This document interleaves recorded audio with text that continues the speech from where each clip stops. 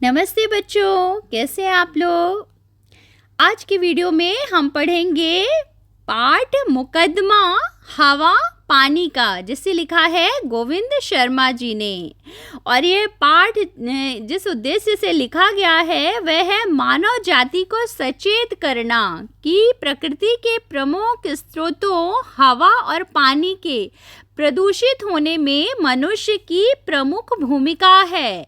प्राकृतिक असंतुलन के तांडव का उत्तरदायी मनुष्य ही है और यह बताना वृक्षारोपण व स्वच्छता जैसी आदतें अपनाने की प्रेरणा देना। तो यह पाठ का मुख्य उद्देश्य है और इस पाठ को जो है कुछ पात्रों के द्वारा कुछ रोल प्ले किया गया है। तो जैसे इम्पोर्टेंट रोल जो है जिसका है, जैसे कुछ कैरेक्टर है महाराज और मंत्री, इनका इम्पोर्टेंट रोल है। और जिसके अगेंस्ट में मुकदमा या कंप्लेंट की गई है वह है हवा और पानी, एयर और वाटर। तो उनका रोल दो बच्चे प्ले कर रहे हैं और फिर कुछ लोग हैं जो पब्लिक है। तो पहला सीन क्या है, पहला दृश्य जो होता है महाराज का एक दरबार है जहाँ पे महाराज जो होते हैं अपने किंग, वो सिंहासन पर बैठे हैं और एक तरफ मंत्री है और दरबारी गण जो दरबार के अन्य मंत्री हैं और लोग हैं वो बैठे हैं और सामने अन्य लोग मतलब अदर पीपल बैठे हैं। तो महाराज कहते हैं, मंत्री जी शिकायत करने वाले लोग आ गए हैं क्या। महाराज पूछते हैं कि जिनके जो कंप्लेन करने वाले पीपल्स थे क्या वो लोग आ गए हैं। मंत्री कहते हैं खड़े होते हुए, हाँ महाराज। फिर महाराज कहते हैं जिनके बारे में शिकायत आई है क्या उन लोगों को भी यहाँ बुला लिया गया है। फिर महाराज पूछते हैं कि जिसके अगेंस्ट में कंप्लेन है वे लोग भी आ गए हैं क्या। तो मंत्री कहते हैं हाँ महाराज, आज सब शिकायतें हवा और पानी के बारे में हैं, वे पास के कमरे में बैठे हैं। तो मंत्री कहते हैं आज जितनी भी कंप्लेन या शिकायतें आई हैं वो एयर और वाटर के अगेंस्ट में फाइल हुई हैं कंप्लेन। तो महाराज कहते हैं ठीक है, मुकदमे की कार्यवाही शुरू करें, पहले पानी को बुलाया जाए। तो मंत्री इशारा करते हैं और गीले कपड़े पहने हुए एक लड़का जो कि पानी का रोल प्ले कर रहा है वो हाजिर होता है और पानी बहने की, जैसे वाटर फ्लो होता है, कल कल की आवाज सुनाई देती है बैकग्राउंड में। पानी उपस्थित होता है, कहता है महाराज की जय हो। फिर महाराज कहते हैं पानी, तुमसे इन लोगों की शिकायत है और यदि शिकायत सच साबित हो गई तो तुम्हें दंडित किया जाएगा। महाराज कहते हैं तुम्हारे खिलाफ शिकायत की है लोगों ने और अगर ये प्रूफ हो गया जो भी कंप्लेन तुम्हारे अगेंस्ट में है तो फिर तुम्हें पनिशमेंट मिलेगी। तो पानी कहता है अपने उसमें बचाव में कि महाराज मुझे नहीं मालूम कि ये लोग मुझसे क्यों नाराज हैं, मैं एकदम स्वच्छ और निर्मल हूँ महाराज। पानी कहता है आई डोंट नो महाराज कि ये लोग मेरे अगेंस्ट में क्यों शिकायत कर रहे हैं, मुझसे क्यों अनॉइंग है, मैं तो बहुत ही साफ सुथरा और क्लीन हूँ। तो मंत्री कहते हैं महाराज लोगों की पहली शिकायत यही है कि पानी अब निर्मल नहीं रहा है, नदियों और नहरों में बहते समय यह गंदगी और बीमारियां अपने साथ बहाकर सब जगह पहुंचा देता है। मंत्री कहते हैं कि लोगों ने पहली शिकायत जो पानी के खिलाफ की है वो यही है कि पानी अब सॉफ्ट नहीं रहा है, पीने योग्य निर्मल नहीं रहा है। जो नदियों और नहरों में बहते समय क्या होता है कि अपने साथ में बहुत सारे कूड़ा करकट, गंदगी जो है ना और वेस्ट जो भी है और बहुत सारी डिसीजेस बहा करके सब जगह दूर दूर तक जहाँ से भी होकर ये फ्लो होता है, बहता है, वहाँ पहुँचा देता है। तो पानी अपना आर्गुमेंट करता है अपने बचाव में कि महाराज ये लोग पहले की तरह पानी की रखवाली नहीं करते हैं, पशुओं को जोहड़ के भीतर तैरने देते हैं, पशु अपनी गंदगी तालाब में छोड़ देते हैं और गांव की दूसरी गंदगी भी तालाब में फेंक दी जाती है और नदियों में कारखानों की गंदगी और शहर के गंदे नाले का पानी छोड़ा जाता है। महाराज मैं अपने आप गंदा नहीं होता। तो पानी जो है अपने डिफेंस में बोलता है कि महाराज जो पहले की तरह जो लोग हैं ना, अब मेरा ख्याल नहीं रखते, मेरी रखवाली नहीं करते कि मैं साफ़ सुथरा और क्लीन रहूं। ये लोग अपने एनिमल्स और जानवरों को जो है ना तालाबों में जो पॉन्ड्स होते हैं उसमें छोड़ देते हैं ऐसे नहाने के लिए, पीने के लिए, तो वो तालाब को गंदा करते हैं। और गाँव की जो दूसरी गंदगी होती है, जो गार्बेज होता है, वो सब तालाब में ही फेंक दिया जाता है। और नदियों में तो जो फैक्ट्रीज होती हैं, कारखाने होते हैं, उनकी गंदगी और शहर के गंदे नाले का पानी भी छोड़ा जाता है। महाराज मैं अपने आप गंदा नहीं होता, ये लोग ही मुझे गंदा करते हैं। फिर महाराज पूछते हैं भाइयों आपके पास इसका क्या जवाब है। वो लोगों से बोलते हैं जिन्होंने कंप्लेंट फाइल की है कि आपके पास इसका कोई आंसर है। तो लोग आपस में डिस्कस करते हैं, फुसफुसाते हैं, और फिर उनमें से एक व्यक्ति खड़ा होकर बोलता है महाराज यह तो मान लिया, पर कहीं बरसना कहीं नहीं बरसना, यह तो इस पानी की मनमानी है। फिर उन लोगों में से एक आदमी खड़ा होकर बोलता है ठीक है, हमने मान लिया कि हम जानवरों और इन सब चीज़ों के कारण पानी को गंदा करते हैं, लेकिन पानी जो है कहीं पर बारिश होती है, किसी प्लेस में नहीं होती है रेन, तो ये तो उसकी मर्जी के ऊपर है, ये तो गलत बात है। तो पानी फिर अपने डिफेंस में बोलता है, आर्गुमेंट करता है कि नहीं महाराज, मुझ पानी की मर्जी कहाँ चलती है। जिधर ढलान हो, जहाँ का माहौल अनुकूल हो, वहाँ मुझे जाना ही पड़ता है। इन लोगों ने पहाड़ियों को काट कर वहाँ मैदान बना दिए हैं, वन जो थे, फॉरेस्ट थे, वो सब नष्ट कर दिए हैं। ऐसी जगह बरसात कैसे हो सकती है, और वर्षा ना होने के लिए भी यह लोग मुझे ही जिम्मेदार ठहरा रहे हैं। तो पानी कहता है महाराज मैं अपनी मर्जी से कुछ नहीं करता, जहाँ भी ढलान या स्लोप होती है मेरा तो वे जो है बहने का उसी डायरेक्शन में जाएगा जहाँ पे मुझे माहौल मिलेगा बहने का। और इन लोगों ने जो पहाड़ियाँ, हिल्स थे जहाँ पे बहुत सारे पेड़ पौधे लगे होते थे, उन लोगों ने उसे पेड़ों को काट दिया है, वहाँ पे एक प्लेन बना दिया है, ग्राउंड तरह प्लेन सरफेस बना दिया, मैदान बना दिया है। और जो वन थे, जंगल थे, फॉरेस्ट थे, उन सबको नष्ट कर दिया है पेड़ काट काट के। फिर ऐसी जगह बरसात कैसे होगी जहाँ पे पेड़ नहीं होंगे, तो पेड़ नहीं होंगे, फिर पानी नहीं रुकेगा, बादल नहीं बनेगा, तो बारिश कैसे होगी। और ये लोग बारिश ना होने के लिए भी मुझे ही जिम्मेदार ठहरा रहे हैं, लेकिन इसका जिम्मेदार मैं नहीं हूँ, ये लोग ही हैं। फिर दूसरा व्यक्ति खड़ा होकर बोलता है अधिक वर्षा के लिए कौन जिम्मेदार है। वो दूसरा व्यक्ति कहता है कि जब बहुत हैवी रेन होती है, फ्लड आता है, तो उसके लिए कौन रिस्पॉन्सिबल है। तो पानी फिर आर्गुमेंट करता है अपने डिफेंस में कि जो बादल बना है वह तो बरसेगा ही, फिर जहाँ वर्षा का पानी बहना चाहिए, जहाँ नदी बहनी चाहिए, जहाँ मेरे सुस्ताने की पुरानी जगह होगी, वहाँ तो मैं जाऊँगा ही। लोगों ने ऐसी जगहों पर घर बना लिए हैं, ऐसे घर तो डूबेंगे ही।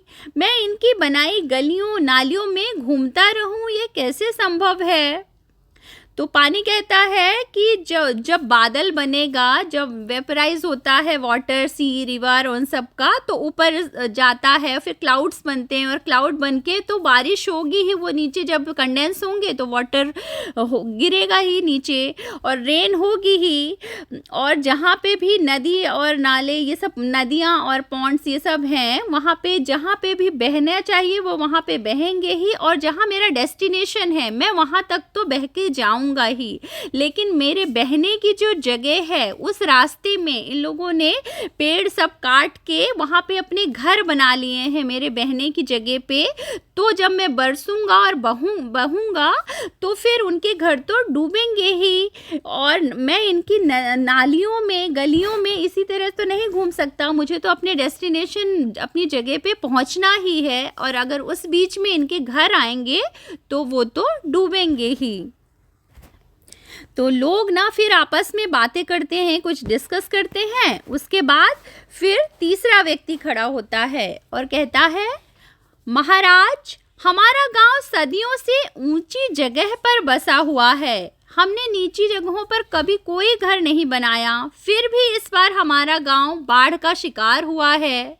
महाराज पानी आंख मूंद कर चलता है। तो एक तीसरा व्यक्ति खड़ा होकर के फिर से बोलता है कि महाराज लेकिन हमारा गांव जो है ना इतने बहुत पुराने टाइम से सदियों से ना बहुत हाइट में ऊंची जगह पर बसा हुआ है और हमने नीची जगह पर ना डाउन प्लेस पे कोई जगह नहीं, कोई घर नहीं बनाया है, लेकिन फिर भी हमारा गांव जो है ना उसमें फ्लड आ जाता है और बाढ़ का शिकार हो जाता है। मतलब कि पानी बिना देखे सुने आंख बंद करके, आइस क्लोज करके ब्लाइंडली बहता है। फिर पानी अपने डिफेंस में बोलता है, नहीं महाराज, मैं देखकर चलता हूँ, तभी तो ढलान की तरफ जाता हूँ, कभी ऊंची जगह पर चढ़ने की कोशिश नहीं करता हूँ। ये लोग जानते हैं कि इनके गांव के पास एक पहाड़ है। पहले उस पर बहुत से वृक्ष होते थे। पहाड़ से उतरते समय मैं वृक्षों के बीच में से होकर आता था और सीधे पानी के रास्ते यानी नदी नाले में बहता था। अब लोगों ने पहाड़ से वृक्ष साफ कर दिए हैं। मैं वहाँ से उतरता नहीं हूँ बल्कि लुढ़कता हुआ नीचे आता हूँ। मुझे खुद पता नहीं चलता कि नीचे मैं कहाँ गिरूँगा। फिर पानी कहता है, नहीं महाराज, मैं ब्लाइंडली नहीं चलता हूँ, मैं देखकर आइस ओपन करके चलता हूँ, तभी तो मैं जहाँ पे ढलान होती है, स्लोप होता है, उसी तरफ बहता हूँ। मैं कभी भी नीचे से ऊपर की तरह ऊपर नहीं चढ़ता हूँ। और ये लोग जानते हैं कि इनका जो गांव था वो एक पहाड़ पर बसा था और उस पहाड़ में बहुत सारे वृक्ष थे, यानी कि पेड़ लगे हुए थे बहुत सारे। और जब मैं पहाड़ से उतरता था तो इन वृक्षों के बीच में से होकर आता था और सीधे जो रास्ते नालियां बनी होती थी वहां से बहते हुए मैं अपने डेस्टिनेशन पे पहुंच जाता था। अब लोगों ने क्या किया है कि पहाड़ से वृक्ष सारे कट कर दिए हैं, अपनी स्वार्थ के लिए, अपनी ज़रूरतों की पूर्ति के लिए वहाँ से पेड़ सब काट दिए हैं। तो अब मैं वहाँ से जब उतरता हूँ, रेन होती है और मैं गिरता हूँ, तो मैं वहाँ से चलता हुआ धीरे धीरे स्लोली नहीं आता हूँ, मैं तो लुढ़कता हुआ आता और मुझे खुद भी नहीं पता होता है कि मैं जाके कहाँ गिरूँगा, इतनी तेज़ी से बहता हूँ। तो महाराज कहते हैं, और कोई शिकायत है? तब कोई कुछ नहीं बोलता। तो महाराज समझ जाते हैं और कहते हैं कि तुम्हारी चुप्पी, लोगों की जो चुप्पी थी, साइलेंट था, इस बात की गवाही है। मतलब ये प्रूफ है कि तुमने भी इन कारणों को मान लिया है, लोगों ने एक्सेप्ट कर लिया है कि ये उनकी ही गलती है, पानी की कोई गलती नहीं है। इसलिए महाराज कहें कि तुम्हारा भला इसी में है कि अपनी गलतियों को सुधारो और पानी को निर्मल तथा उपयोगी रहने दो, मतलब क्लीन वाटर रहने दो, जिसे हम उपयोग कर सके, उसे गंदा नहीं करो। तो ये तो पानी के अगेंस्ट में कंप्लेन हो गई। अब दूसरा दृश्य, अब दूसरे सेकंड सीन में क्या होता है, अब हवा यानी अपना जो एयर है उसके अगेंस्ट में जो कंप्लेन है, अब वो वाला सीन स्टार्ट होगा। तो वैसा ही दरबार सजा हुआ है, महाराज मंत्री सब लोग बैठे हुए हैं और इस बार पानी की जगह हवा जो बना हुआ है वो लड़का गीले कपड़े पहने हुए, हवा के कपड़े पहने हुए उड़ते हुए ऐसा दिखाया गया है और साई साई की हल्की आवाज़ आ रही है, जो बैकग्राउंड म्यूजिक है, एयर का साउंड आ रहा है और कपड़े उड़ रहे हैं। तो मंत्री महाराज बोलते हैं, मंत्री जी, हवा के प्रति लोगों की क्या शिकायतें हैं? फिर एक आदमी आगे आता है, फिर एक व्यक्ति खड़ा होकर बोलता है, महाराज की जय हो। महाराज, आजकल हवा में खुशबू नहीं होती, यह हर समय हमारे यहाँ बदबू फैलाती है। तो एक व्यक्ति जो है हवा के अगेंस्ट में जो कंप्लेन है वो बोलता है, जो एयर है वो ब्रीज नहीं होती, अच्छी खुशबू वाली नहीं होती, इसमें ना बहुत गंदी स्मेल आती है जो एयर विंड ब्लो होती है। फिर हवा जो है आर्गुमेंट करता है अपने डिफेंस में कि महाराज, यह आरोप झूठा है, ये लोग गलत कह रहे हैं। वो हवा कहता है, महाराज यह आरोप झूठा है, बदबू के कारण तो मेरा जीना कठिन हो गया है। अपने आप में मेरे पास ना तो खुशबू है और ना ही बदबू है। पहले ऐसा नहीं होता था, पर आजकल ये लोग मरे हुए पशु पक्षियों को यहाँ वहाँ डाल देते हैं, उनके कारण मैं बदबू वाली हो जाती हूँ। इनके कारखानों से निकली गंदगी और गैसें मुझ में घुल जाती हैं और यह बदबू दूर तक फैलती रहती है। तो मुझे याद है कि एक बार भोपाल के एक कारखाने से निकली जहरीली गैस मुझ पर सवार होकर दूर दूर तक फैल गई थी और कितने ही लोग मौत के मुंह में चले गए थे। इन लोगों से कहिए कि ये गंदगी के ढेर ना लगाएं और सफाई रखें। तो हवा अपने डिफेंस में कहती है कि महाराज, ये लोग जो मुझे आरोप लगा रहे हैं कि मैं बदबू फैलाती हूँ और मेरी हवा जो है खुशबूदार नहीं है, तो ये गलत है।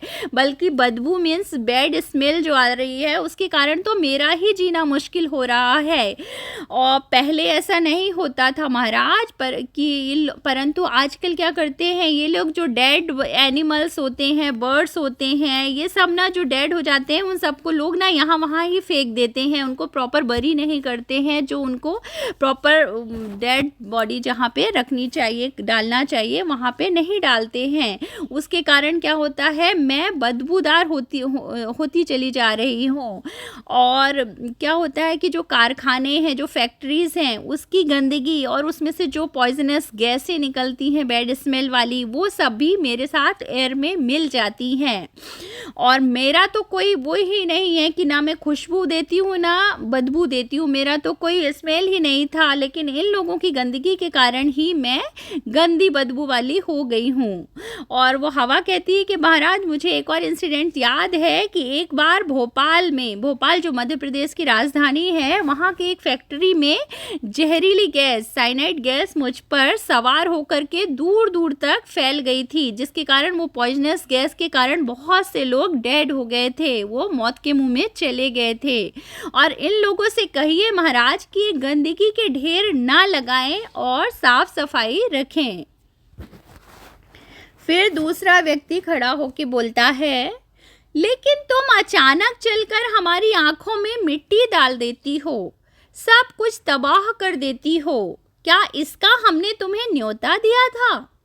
फिर एक सेकेंड पीपल खड़ा होता है, दूसरा आदमी, और वो दूसरा आरोप लगाता है हवा के ऊपर कि तुम सडनली ब्लो होने लगती हो, विंड जो है ना सडनली ब्लो होने लगती हो और हमारा सब कुछ बिखेर देती हो, तहस नहस कर देती हो। इसके लिए तो हमने तुम्हें कोई इनविटेशन नहीं दिया था, फिर तुम ऐसा क्यों करती हो?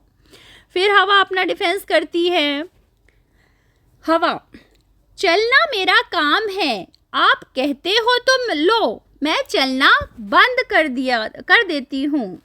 हवा का चलना बंद हो जाता है तो क्या होता है, सभी में घुटन, सफोकेशन महसूस होने लगता है, फील होने लगता है। तो सडनली मंत्री बोलते हैं, अरे हवा रानी, नाराज मत हो, धीरे धीरे तो चलो, सांस लेना मुश्किल हो रहा है। फिर हवा बहने लगती है। फिर महाराज कहते हैं कि हवा के बारे में और कोई शिकायत? फिर एक स्त्री, एक वुमेन, एक लेडी खड़ी होकर के बोलती है, महाराज, हम अपने घर साफ सुथरे रखते हैं, पर हवा आंधी बनकर आती है और हमारे घर रेत, मिट्टी और कूड़े से भर देती है। हवा तो बहे, पर आंधी क्यों? आंधी मतलब जो विंड स्टॉर्म आता है, वो इतनी तेज क्यों बहती है? तो हवा अपना डिफेंस करती है, महाराज, आंधी से इनका मतलब मेरे तेज चलने से है।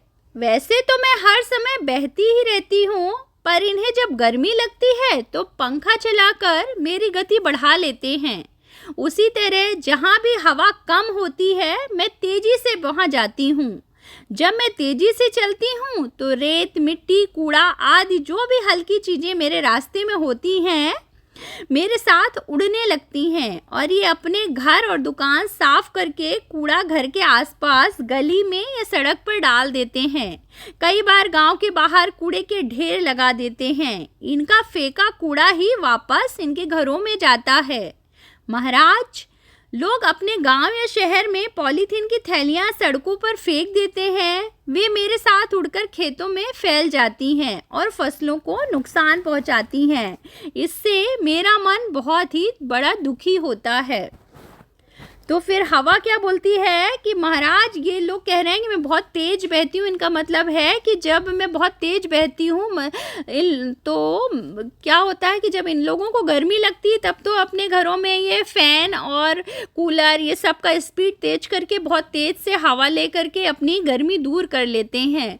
लेकिन महाराज जहाँ आप भी एयर प्रेशर कम होगा, हवा का दबाव कम होगा, मुझे वहाँ पर पहुँचने के लिए तेज़ी से जाना पड़ता है। और जब मैं तेज़ी से जाती हूँ तो जो हल्की लाइट वेट वाली चीज़ें होती हैं जैसे कि सैंड, मिट्टी और जो भी गार्बेज कचरा होते हैं वो हल्की चीज़ें उड़ती हैं और उड़ करके मेरे साथ चली जाती हैं। तो ये और कुछ नहीं है महाराज, ये जो दुकान और घरों को साफ करके जो घर के बाहर इन लोग अपनी गंदगी, कूड़ा करकट और ये जो वेस्ट है फेंक देते हैं, वही जब मैं तेज़ी से बहती हूँ तो मेरे साथ में ये बह करके उनके घरों के अंदर चले जाते हैं। तो ये उनके द्वारा ही फैलाई हुई गंदगी है। महाराज ये लोग गांव और शहरों में पॉलीथीन, प्लास्टिक बैग्स जो होते हैं उनको भी रोड में, सड़कों में फेंक देते हैं और वो भी वो हल्की होने के कारण मेरे साथ उड़कर खेतों में पहुंच जाती है, जहां की फसल लगी होती है, फार्म्स होते हैं, वहां पे जाकर के क्रॉप्स जो है, फसल जो है उसको भी नुकसान पहुंचाती है। महाराज इससे तो मेरा ही मन बहुत दुखी होता है, मैं खुद ही बहुत सैड फील करती हूँ। फिर महाराज कहते हैं मैंने आप सबकी बातें सुनी, आप लोग हवा से दुखी तो हैं पर कसूर हवा का नहीं है। लोगों को साफ सफाई की आदत अपनानी होगी, तभी हवा दूषित होने से बचेगी।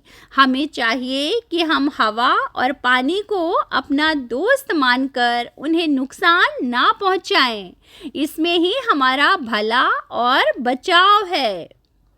तो लोग हवा पानी के प्रति दोस्ती का भाव दिखाते हुए चले जाते हैं। तो अब सब लोग ना फ्रेंडली एयर और वाटर को अपना फ्रेंड मानते हैं उसके लिए और अपनी गलती एक्सेप्ट करके वहाँ से चले जाते हैं। तो इस पाठ को लिखा है गोविंद शर्मा जी ने। तो चलिए इस पाठ का जो मेन इसमें जो पाठ का भाव है उसे समझते हैं। तो यह पाठ की जो प्रासंगिकता है वह है, यह पाठ जो है निरंतर बढ़ते जल और वायु प्रदूषण से होने वाले भयंकर और जानलेवा परिणामों का दर्पण है। ग्लोबल वार्मिंग के बढ़ते खतरे और प्रकृति के असंतुलन के गंभीर परिणाम हो रहे हैं। जन चेतना से ही विश्व की सुरक्षा संभव होगी। इन समस्याओं को सुलझाने के लिए पर्याप्त कदम नहीं उठाए गए तो उसकी भारी कीमत चुकानी होगी। आज हमारी नदियां मृत प्राय होती चली जा रही हैं। आज वायु प्राणवायु ना होकर प्राणघातक होती जा रही है। यह अखिल विश्व के लिए एक बहुत बड़ा संकट है। इस पाठ के माध्यम से जन समुदाय को सजग करना कि देर हो चुकी है, लेकिन इतनी देर ना हो जाए कि संभला ही ना जा सके। अतः पर्यावरण की रक्षा हेतु यह पाठ आज भी प्रासंगिक है, मतलब बहुत ही उपयोगी है। इस पाठ में जो भी चीज़ें बताई गई हैं उसको प्रॉपर अच्छे से समझने की ज़रूरत है कि आज हमारे मनुष्य की अपनी स्वार्थ प्रवृत्ति के कारण देखिए और उनकी लापरवाही के कारण जो हमारी जो प्राणवायु है, एयर, हवा और पीने का जो जल है, जिसके बिना, हवा और पानी के बिना जीवन के संभव ही नहीं है जीवित रहना, उसे दूषित ना किया जाए। और ये जितने भी प्राकृतिक घटनाएं हो रही हैं, अनबैलेंस सब कुछ हो रहा है, वो ग्लोबल वार्मिंग हो रही है, फ्लड आ रहे हैं, तो ये सब भी उसके प्रति भी इस पाठ में ये हमें ना जताया गया है कि आप अभी भी अलर्ट हो जाएं और इन प्रकृति की सुरक्षा के लिए कुछ कदम उठाएं जिससे कि हम मानव जीवन को बचा सकें। तो हमें इस पाठ से ये सीख लेनी चाहिए कि हमें साफ सफाई सीखनी चाहिए और प्रकृति की रक्षा के लिए भी हमें प्रण लेना चाहिए। ऐसी कसम खाना चाहिए कि हम अपनी प्रकृति की रक्षा करेंगे। तो इस पाठ की यही प्रासंगिकता है। और इस पाठ को अगर आपको एक माइंड मैप के द्वारा समझना है तो आप इस तरह से समझ सकते हैं कि पहले जो है ये शिकायत जो है किसके विरुद्ध का मुकदमा था। ये जो मुकदमा मुकदमा हवा और पानी का है। तो पहले भाग में पानी के विरुद्ध है कि वह प्रदूषित है और अपने साथ गंदगी और बीमारियां लाता है और अपनी मर्जी से बरसता है और बाढ़ लाता है। हवा के विरुद्ध कि वह बदबू फैलाती है और अचानक चलकर आंखों में मिट्टी डाल देती है, आंधी बनकर सब तरफ गंदगी फैलाती है। तो ये हवा और पानी के प्रति ये केस था, ये उनके अगेंस्ट में कंप्लेन थी। फिर हवा के जो तर्क थे, उन्होंने अपने आर्गूमेंट कैसे किया, हवा ने और पानी ने अपना आर्गूमेंट किया कैसे, यही दोनों दर्शाया है। तो पहले पानी के जो तर्क थे वो देखिए, मनुष्यों द्वारा पानी की रखवाली ना करना, पशुओं और मनुष्यों द्वारा तालाबों में गंदगी छोड़ना, कारखानों और शहरों की गंदगी का नदियों में छोड़ना, पहाड़ियों और वन काटकर वर्षा होने का संतुलन बिगाड़ना और वर्षा के जल का रास्ता रोकना, ये सभी कारणों से पानी गंदा और दूषित हो रहा है। तो ये पानी के तर्क थे। और फिर हवा का तर्क था, सब जगह गंदगी के ढेर लगाकर हवा को बदबूदार करना और जहरीली गैसों को वातावरण में छोड़ना, कूड़े और पॉलीथीन की थैलियों का सड़कों पर फेंकना, घर का कूड़ा बाहर फेंकना, ये जो थे इन्होंने अपना पहले दोनों हवा और पानी के अगेंस्ट में केस क्या था वो बताया पहले भाग में। फिर पानी का अपने डिफेंस में उसने क्या आर्गूमेंट किया, फिर हवा ने क्या किया वह बताया, फिर महाराज ने क्या फैसला सुनाया। फिर फैसला क्या हुआ कि मनुष्यों को अपनी गलतियां सुधार कर, स्वच्छता अपना कर, पर्यावरण का संरक्षण करने के उपाय अपनाकर पानी और हवा की शुद्धता बनाए रखना चाहिए। तो यह था पाठ मुकदमा हवा और पानी का, जिसे आप एक माइंड मैप के द्वारा भी समझ सकते हैं। तो चलिए आप इस पाठ को अच्छे से पढ़िए और समझिए, फिर इसके बाद इसके प्रश्न उत्तर और बाकी के एक्सरसाइज हम करेंगे एक नए वीडियो में। तब तक अपना ख्याल रखिए, टेक केयर, बाय बाय।